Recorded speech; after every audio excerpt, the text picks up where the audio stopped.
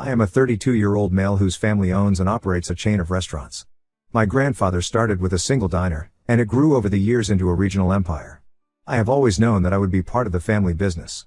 My father, Bill, 58M, and my Aunt Ruth, 55F, run the company together. Our family dynamics have never been warm or expressive. Hardly ever, we talked on subjects other than business or grades. I didn't have a lot of friends during that time as I was always too preoccupied with my studies and getting ready to take over the family business one day. I met my wife, Crystal, 30F, in college. She was very outgoing and social, which is just basically the opposite of me. Crystal noticed me in class and took it upon herself to bring me out of my shell. She was my sole friend and she made me social the years I was in college. So it was after graduation that I decided Crystal was the one. So I asked her out, and she claimed she felt the same way towards me too. And that was how we started. I would take her home to meet my family, who, when she was around, seemed to like her. But the moment she left, they would start talking about how she wasn't from a restaurant background and that she didn't meet our standards. I was really angry but chose not to confront them then and there. I whisked Crystal off to her favorite beach for the weekend and then popped the question. She was surprised but said yes happily. I did text my family to tell them that Crystal and I were now engaged, but they didn't say too much, which I took as a good sign. Crystal had always been interested in event planning and had been saving money from part-time jobs during college to start her own business. When she refused, I tried offering her financial support, to which she replied, "It's my project, the only help I want from you is emotional help."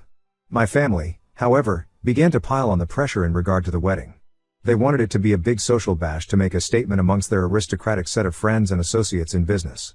And when they got the feel that Crystal belonged to a middle-class family, they asked me to persuade her not to mention her family at the reception that they were arranging. I was nauseated by their attitude.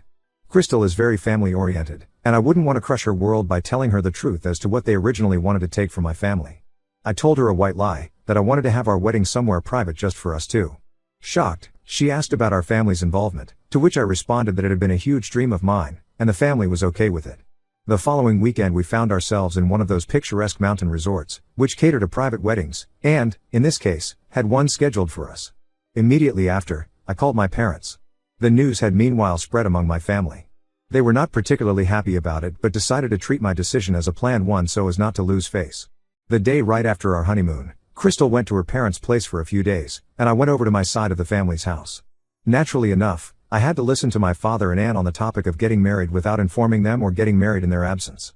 Once again, I had my chance to prove my words correct about speaking ill of Crystal. Well, it appears I had startled them with my frankness and was able to veer into a conversation with them on arranging a Thanksgiving dinner as a replacement for the wedding dinner. But honestly, I didn't want to be in this show at all and just did the whole thing for the sake of it because I know this could be a great networking possibility for Crystal's new business. My mom, Linda, 56F, my Aunt Ruth, and my cousin Tyler, 28M, were in charge of planning the event. It was nearing dinner time, and I knew that the time had to come when I should reveal the true mean faces my family made toward Crystal, but she surprised me really. She believed that from the start of the proposal, suspicion grew in her, but she chose to trust me. She said that she did what was coming. The Thanksgiving dinner was mixed. On the good hand, some of the guests were really interested in Crystal's business. On the bad hand, I can just scarcely recall my family talking to us for the night beyond Tyler. No sooner had the guests left, than my father called me into his study. I fully expected to be given some position in the family business now that I was married, as was tradition. But instead, my father said that it was my Aunt Ruth who was going to run the business since she had new ideas, and that I had been too busy with my marriage. I was in shock, and began to tell them the years of work I had put into this position. My father just replied that I was serious about the job, which was evident in the way I had married Crystal without thinking about the family reputation. Then he went on to disparage Crystal's small-time event planner business. My blood boiled, but I couldn't feel the words. I stood up and walked outside for a breath of fresh air, and my mom followed. Crystal had remained in the study and had quite the fight with my father about how they treated family. He laughed in her face and told her she and I could try becoming part of the family once she was on par with them. Crystal was upset, and so we returned to pick me up. We left and drove straight home. The day after, I phoned my father to tell him that nobody talks to my wife like that. He wouldn't talk about it. I left messages with my other family members about what had happened, and only my mother returned my call, pleading with me to calm down. She was the one who said we should move on for our peace of mind, and I went for it. We decided to just settle with our respective jobs because a busy mind preoccupies oneself with things that are genuinely worth our while. For months, my family was distant, and except for my mother calling a few times to know how we were doing, we hardly spoke to each other. During that period, I was helping Crystal with her business network, and her event planning was doing great. She was the talk of the town with the most unusual parties and truly unforgettable events. The speed at which she added customers was nothing short of incredible. In the space of a year, she had been profiled in a local business magazine as one of the rising entrepreneurs to watch. As for me, I decided to strike out on my own and put my limited knowledge of the restaurant industry to work by starting a consulting firm for new restaurateurs. It was hard at first, but with effort, I put my name alongside my own family name and not dependent on it. After not much contact for a year, all of a sudden, my family has started to reach out. I have received several voicemails and even one email sent to Crystal, saying that she missed us a lot and really flattered she could not have lunch to catch up with just Crystal. So we're both just confused and a little bit suspicious about this sudden change in heart after all those months of treating us like crap. I'm on the edge of my seat, curious yet torn between curiosity about what they want and an impulse to protect the peace that Crystal and I have built for ourselves. Part of me wants to hear them out, but a larger part remembers the hurt they caused and doesn't want to risk going through that again. Crystal says she'll support whatever decision I make, but I can tell she's wary too. I don't know what to do next. Should we let them explain their actions or proceed with our lives and move on with them in the past?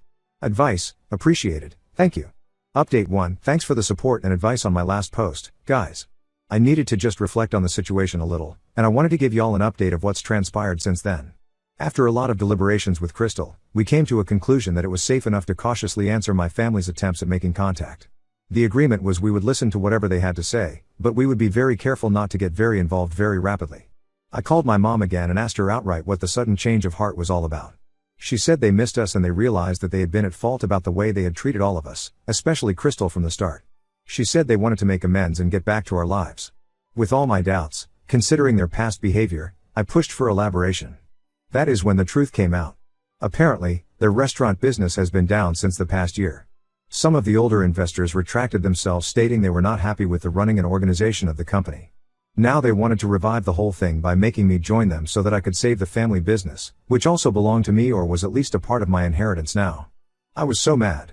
Here there goes again. Just thinking of themselves and how we may come in handy for them.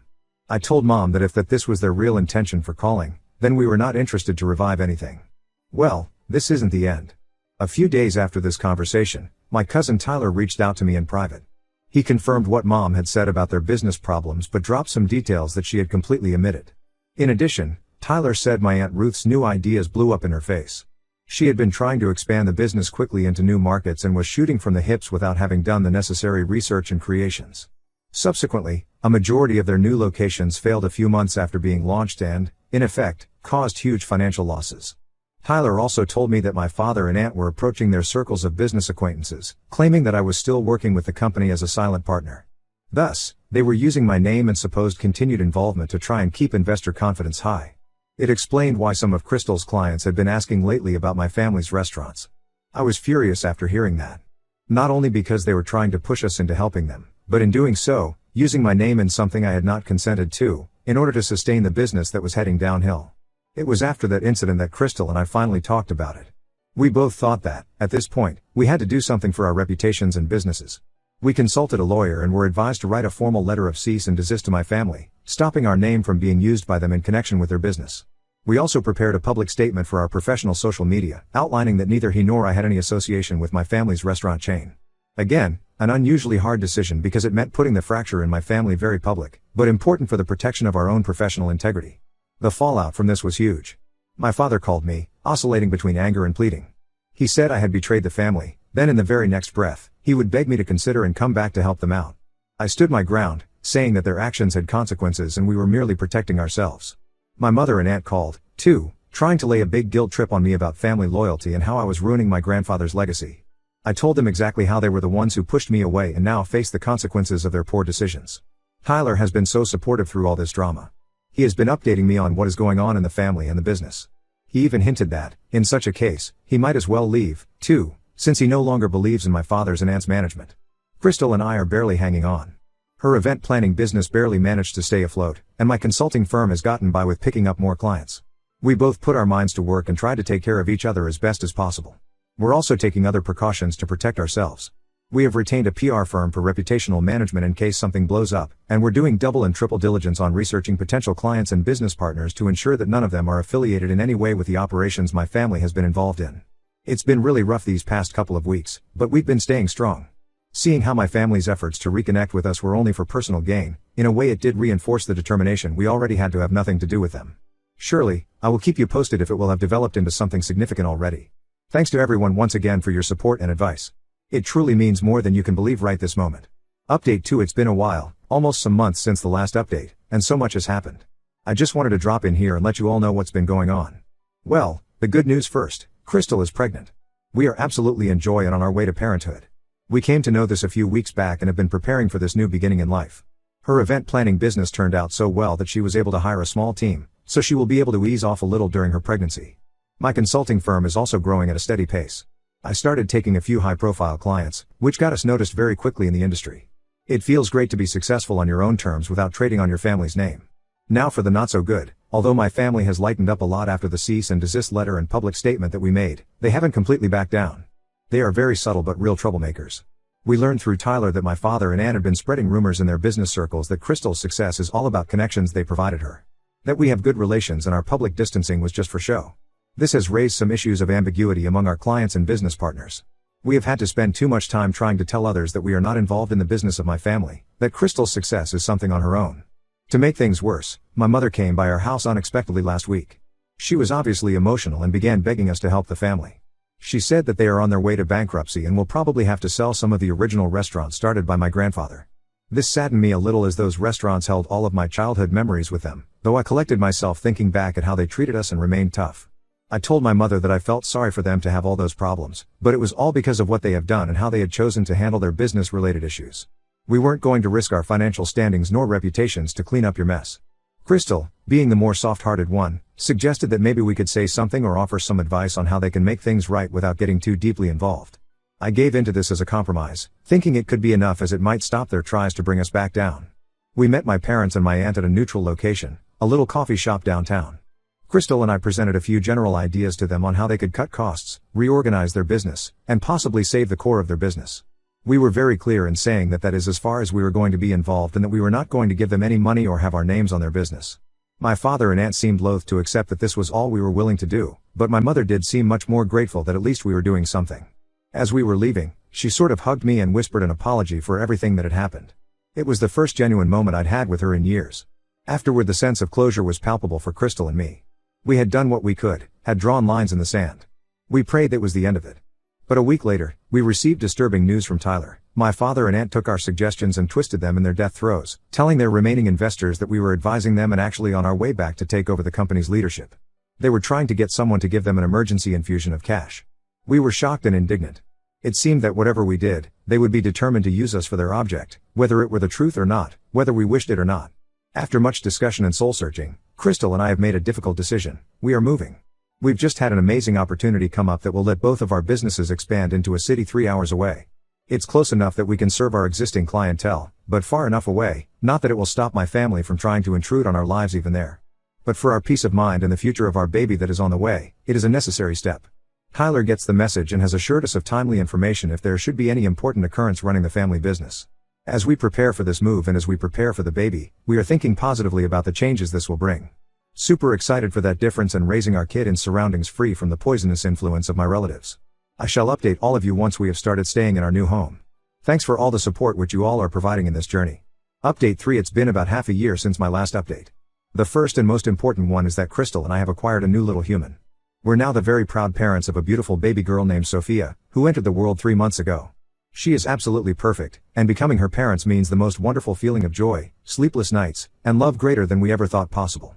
We moved to the new city about a month before Sophia was born. Talk about crazy. Because obviously, too, Crystal was heavily pregnant with all our possessions packed into boxes. We were in that time of rushing ourselves and trying to get everything just right. And the new house is just awesome. Slowly, we are adapting to living in it. Both of our businesses relocated perfectly fine. We have retained most of the clients we had back there and are beginning to form new ones over here. In everything regarding home, it has been pretty quiet since we moved. The distance does help in keeping our boundaries. We had just one big incident that I would like to share with you. A week after Sophia was born, my mother somehow managed to find our new address, actually showing up there unannounced. We believe either because of some well-meaning but misguided distant relative or my brother, who I strongly suspect from the beginning was covertly feeding her information. Walking through the door with gifts in her hands and tears in her eyes, she begged to see her granddaughter. Crystal and I stepped back in shock. After all that occurred, neither of us had said a word to my family about the pregnancy and birth. Crystal, being as sweet as I suppose one can be, agreed to let my mother into her apartment to see Sophia for a moment. On her visit, my mother apologetically kept sorely regretting everything that has happened. She told the family business had finally gone bankrupt, and in the process of losing everything she lost, as she fully realized she has left the hugest part of family, me and children. She said she had left my father as she couldn't bear the toxic environment. I was feeling sorry for her a little, yet telling her definitely that one visit could not indemnify years of wrong treatment. I mentioned that if she really wanted to be in Sophia's life, it would take proving for a while that she had really changed. We agreed to very limited, supervised visits, starting with video calls. Ever since, we have had a few video calls with my mother. She genuinely does seem to have seen the light and wants to be a better person and grandmother. However, we remain skeptical. No visits have been made in person, and we pointedly stated that if she sought to involve us in family issues or business, we would cut off contact again without any further ado. And as for the rest of my family, we have heard through my mother that the situation has got worse. My father and my aunt are both going to be charged with legal cases. Apparently they made these somewhat questionable financial decisions in their desperate attempts to save the business.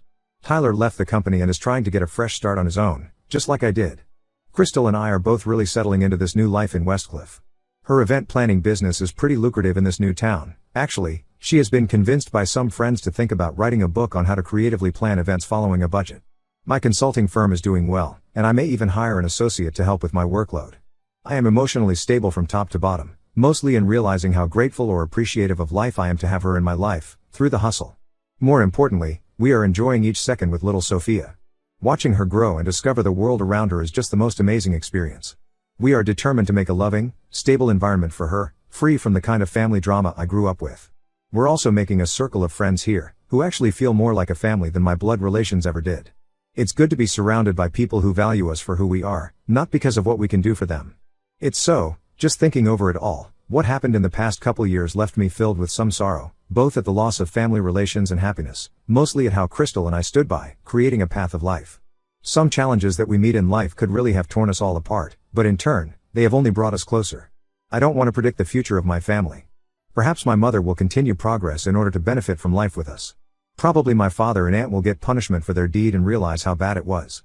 Or maybe we will live on as we do now, for the most part, separately from them. Despite all, I am in no doubt that Crystal, Sophia, and I will be there for each other. We've become our tiny family unit, built on so much love, respect, and support for one another, if anything. End of line. Thank you to all of you for your support throughout such a long and complicated journey. Advice and encouraging words were received, and worth more than you probably know.